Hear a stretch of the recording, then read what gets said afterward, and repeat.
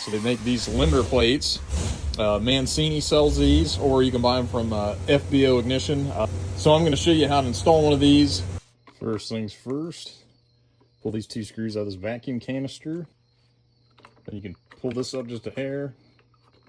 Pull this right out. Then you take a screwdriver. Sometimes you'll need 2. Sometimes they don't want to come off easy, but you can just pop this all the way up. Pull that off.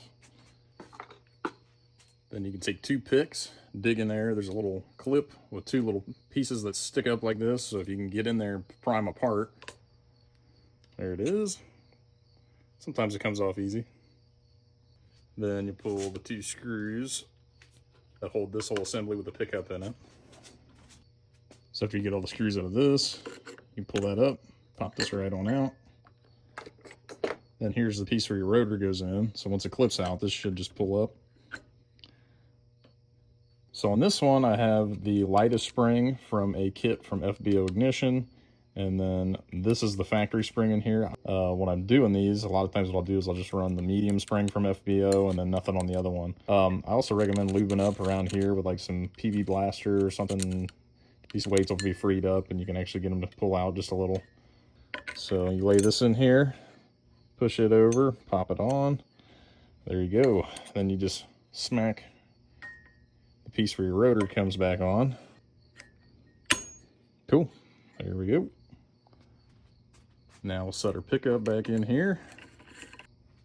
Throw your vacuum canister back on. Make sure you aim for this inner hole here. There's the one on the outside and it won't go into that.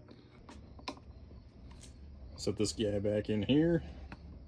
Now we're back to our little clip that I hate. These things are a pain. Cool. There it is, popped her in there. You're gonna want to pull up on it just to be sure it's locked in. So here you have the pickup. One thing you'll note, there's a roll pin on one side of this, and there's a slot. You can see it right there. You got to get this roll pin lined up with this slot, and you need to make sure that it is flush with the inside of this, where this step lip is, because if not, when you go to put the rotor back in it, it'll poke it up and actually it'll move the distributor cap as it's running. So you want to make sure that's all the way down. Last but not least is your little felt piece. You can put a little bit of oil in here just to lubricate the distributor. But this little felt guy goes down in here. Push it down till it's flush. There you go. Get your sweep set and your springs recurved. You should be all good to go.